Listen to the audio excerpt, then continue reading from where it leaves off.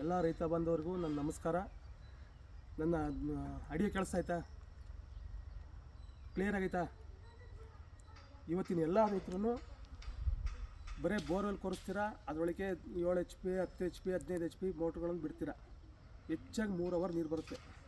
ಈ ಥರ ಒಂದು ಸಿಸ್ಟಮ್ ಮಾಡ್ಕೊಳ್ಳಿ. ಇದೇನು ಅಂತ ಅಂದರೆ ಸಿಂಗಲ್ ಫೇಸ್ ಮೋಟ್ರಿದು. ಇದು ಪ್ಲೇ ವೀಲ್ ಎನರ್ಜಿ ಅಂತಾರೆ, ಅದು ಫ್ರೀ ವೀಲ್ ಎನರ್ಜಿ ಅಂತ ಅಂತಾರೆ. ಇದರಿಂದ 7.5 HP ಕಂಪ್ರೆಷರ್ ಹೊಡಿ. ಇದರೊಳಗೆ ಏರ್ ಕಮ್ಮಿ ಏರ್ ಬರುತ್ತೆ. ಇದರಿಂದ ಇಲ್ಲಿ ತೋರಿಸಿ, ಬೋರ್ವೆಲ್ ಒಳಗೆ 16 mm ಪೈಪಿಂದ ಗಾಳಿ ಒಳಗಡೆ ಹೋಗುತ್ತೆ. ಒಳಗಡೆ ಒಂದು ಫುಟ್ಬಾಲ್ ಐತೆ. ಆ ಫುಟ್ಬಾಲಿಂದ 14 mm ನೀರು ಈ ಕಡೆ ಟ್ಯಾಂಕಿಗೆ ಬರ್ತಾಯಿತ್ತು.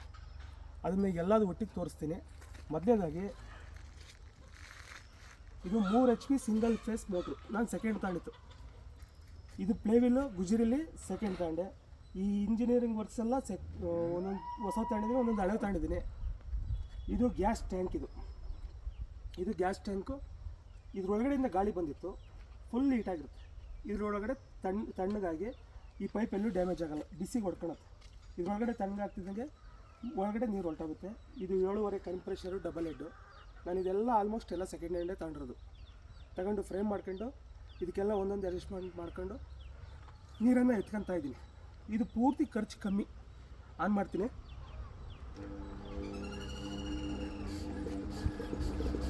ಅದೇ ಕಡೆ ಸ್ವಲ್ಪ ಎತ್ಕೊಂಡು ಲೋಡ್ ಹಾಕಿದ್ರೆ ಫ್ರೀ ಎನರ್ಜಿ ಫ್ರೀ ಆಯಿತು. ಮೋಟ್ರಿಗೆ ಒತ್ತಡ ಕಮ್ಮಿ ಆಯಿತು. ಗಾಳಿ ಲೋಡ್ ಆಗ್ತಾಯಿದೆ.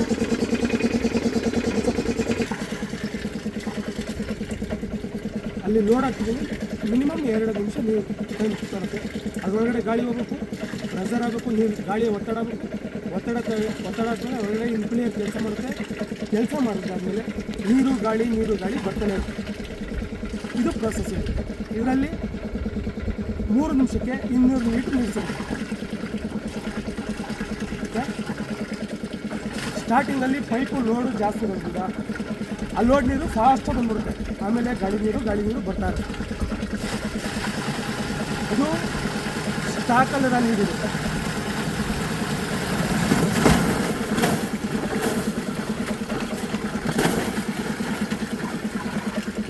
ನಿಮ್ಮ ಮನೇಲಿ ನಿಮ್ಮ ತೋಟಕ್ಕೆ ಯಾವಾಗ ಸಿಂಗಲ್ ಫೇಸ್ ಇದ್ರೂ ಯಾವಾಗ ಬಂದ್ರೂ ಗಾಳಿ ನೀರು ಬರ್ತಾ ಇರುತ್ತೆ.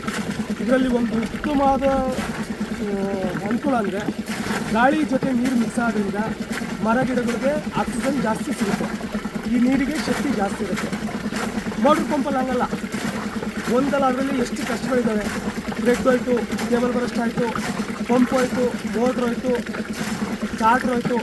ಒಂದಲ್ಲ ಎಲ್ಲದೂ ಅದರ ಸಮಸ್ಯೆ. ನೀರು ಒಳಗಡೆ ಎತ್ತಿಳಿಸ್ಬೇಕು, ತುಂಬ ಸಮಸ್ಯೆ ಇರುತ್ತೆ. ಈ ಥರ ಅನಿವಾರ್ಯ. ನಮ್ಮ ಕಂಪ್ರೆಷರಲ್ಲಿ ಒಂದು ಮೋಟ್ರ್ ಲೈನಿಗೆ ಹೋದರೆ ಒಂದು 3,000, ಪಂಪಿಗೆ ಕೆಲಸ ಬಂದರೆ 2,000 ಎಲ್ಲ ಮೇಲ್ಗಡೆ ಇರುತ್ತೆ. ನೋಡಿ, ಈ ಥರ ಗಾಳಿ ನೀರು ಬರ್ತಲೇ ಇರುತ್ತೆ. ನೀವು ಇದಕ್ಕೋಸ್ಕರ ಒಂದು ತೊಟ್ಟಿ ಮಾಡ್ಕೊಬೇಕಷ್ಟೇ. ಒಂದು 30ಕ್ಕೆ 30 10 ಅಡಿ, ಒಂದು ಅಂದಾಜು 1-2.5 ಲಕ್ಷ ಲೀಟ್ರ್ ನೀರು ಇರ್ತದೆ. ಇಷ್ಟೆಲ್ಲ ತೊಟ್ಟಿ ಮಾಡ್ಕೊಂಡು ಒಂದು ಟಾರ್ಪಲ್ ಹಾಕೊಂಡು ಒಂದು ಸತಿ ಬಿಟ್ಕೊಳ್ಳಿ ತೋಟಕ್ಕೆ ಅಂತ. ಇದು ರೈತರಿಗೆ ಅನುಕೂಲ. ಇದು ನಾನು ತಮಿಳ್ನಾಡು ಹೋಗಿ ಇದನ್ನೆಲ್ಲ ನೋಡ್ಕೊಂಡ್ಬಂದೆ. ನಮ್ಮ ತಮಿಳ್ನಾಡಿನ ಜನ ನಮಗೆ ಮೋಟ್ರ್ ಪಂಪ್ ಮಾಡ್ಕೊಂಡು ದುಡ್ಡು ಮಾಡ್ಕೊಳ್ತಾ ಇದ್ದಾರೆ. ಅವ್ರು ಇವತ್ತು ತಮಿಳ್ನಾಡಲ್ಲಿ ಇದೇ ಮೋಟ್ರ್ ಪಂಪ್ಗೆ ಬಳಸ್ತಾ ಇರೋದು. ಕಮ್ಮಿ ವಿದ್ಯುತ್ತು, ಕಮ್ಮಿ ನೀರು, ಒಂದು ಸ್ಟಾಕ್ ಮಾಡ್ಕೊಂಡ್ರೆ ನಮಗೆ ಜಾಸ್ತಿ ಆಗುತ್ತೆ. ದಯಮಾಡಿ ನಮ್ಮ ರೈತರು ಇದನ್ನು ಅರ್ಥ ಮಾಡ್ಕೊಳ್ಳಿ. ಇದು ಚೇಂಜ್ ಆಗಿದೆ. ಒಂದೇ ಸತಿ 3 ಅವರಲ್ಲಿ ದೊಡ್ಡ ನೀರು ನೋಡೋಕ್ಕಿಂತ ರಾತ್ರಿ ಪೂರ್ತಿ ನೀರು ಬರಲಿ. ನಮಗೆ ಕಮ್ಮಿ ಎನರ್ಜಿ ಇರುತ್ತೆ, ಯಾವಾಗ ನೀರು ಸಿಗ್ತಾರೆ.